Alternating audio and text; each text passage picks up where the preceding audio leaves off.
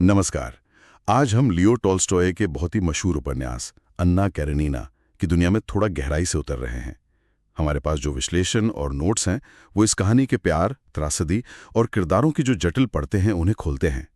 हमारा मकसद है कि शाही रूस के उस दौर के समाज में बुनी गई अन्ना की दुखद कहानी को समझें और साथ ही लेविन की जो तलाश है जीवन में अर्थ की, उसे भी। आपके दिए गए सूत्रों से हम जुनून, सामाजिक उम्मीदें, बेवफाई, व्यक्तिगत आज़ादी, परिवार, विश्वास और शायद किस्मत जैसे विषयों पर बात करेंगे। तो चलिए शुरू करते हैं। तो कहानी का ज्यादातर हिस्सा, जैसा कि हम जानते हैं, अन्ना के इर्द गिर्द घूमता है। वो समाज के बंधन और अपने अंदर के जुनून के बीच फंसी हुई है ना। और फिर उसकी मुलाकात होती है काउंट व्रोंस्की से। बड़ा आकर्षक किरदार है वो। और जैसा आपके नोट्स में भी है, ये सिर्फ एक आकर्षण नहीं था, ये एक गहरा खिंचाव था जो फिर जल्दी ही एक, कह सकते हैं, चोरी छिपे रिश्ते में बदल जाता है। लेकिन ये खुशी, अगर इसे खुशी कह भी सकें, ज्यादा टिकती नहीं है। समाज, खासकर वो ऊंचा तबका, अन्ना को उसके इस कदम के लिए बहुत बहुत कठोरता से देखता है। हाँ, बिल्कुल। और आपके विश्लेषण भी यही कहते हैं कि उसे कैसे समाज से बाहर कर दिया जाता है, अकेला छोड़ दिया जाता है। जबकि व्रोंस्की जैसे मर्दों को उतनी सजा या उतनी बदनामी नहीं झेलनी पड़ती।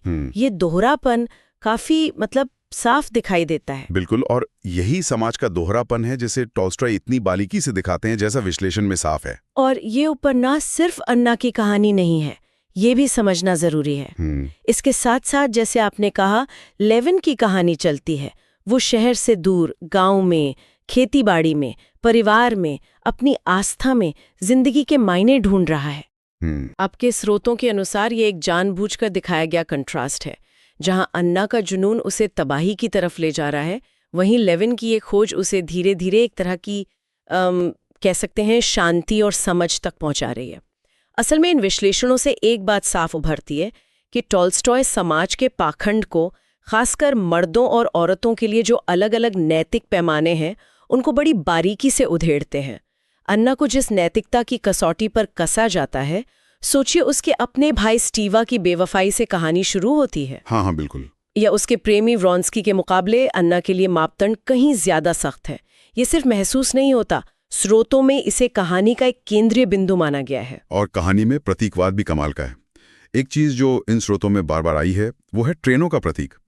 ट्रेनें जैसे, क्या कहेंगे, किस्मत की तरह है, जिंदगी में उथल पुथल लाती हैं, मिलाती हैं और फिर आखिर में अन्ना की दुखद मौत की वजह भी बनती हैं, रेलवे स्टेशन पर ही। सही। ये महज इत्तेफाक नहीं लगता, बल्कि एक कहानी के ताने बाने में बुना गया एक शक्तिशाली प्रतीक है। और दूसरी तरफ लेविन के लिए, जैसा स्रोत बताते हैं, खेती और प्रकृति वो सच्चाई और सुकून का प्रतीक है।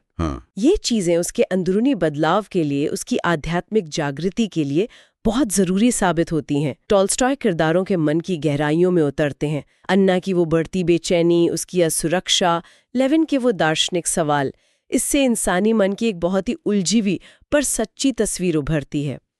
अगर हम इसे बड़े दायरे में देखें तो ये समाज और व्यक्ति के बीच का वो पुराना टकराव है, और जिंदगी में अर्थ की तलाश का वो सफर जो टॉल्स्टॉय बार बार दिखाते हैं। तो इन सब बातों का निचोड़ क्या निकलता है? अन्ना कैरेनिना सिर्फ एक दुख भरी प्रेम कहानी नहीं है, उससे कहीं ज्यादा है। ये व्यक्तिगत इच्छाओं और सामाजिक दबावों के बीच जो लगातार कश्मकश चलती है, समाज का नैतिक दोहरापन और जिंदगी में सुकून और मायने तलाशने के जो अलग अलग रास्ते हो सकते हैं, उसकी एक बेहद सशक्त तस्वीर है।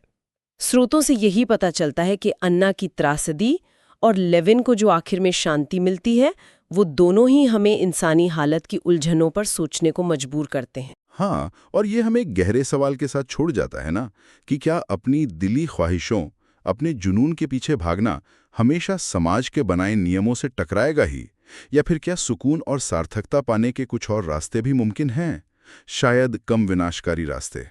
जैसे लेविन की यात्रा इशारा करती है, टॉल्स्टॉय ने यह सवाल तब उठाया था, और जो विश्लेषण हमने देखे वे बताते हैं कि यह सवाल आज भी उतना ही मौजू है, उतना ही जरूरी है।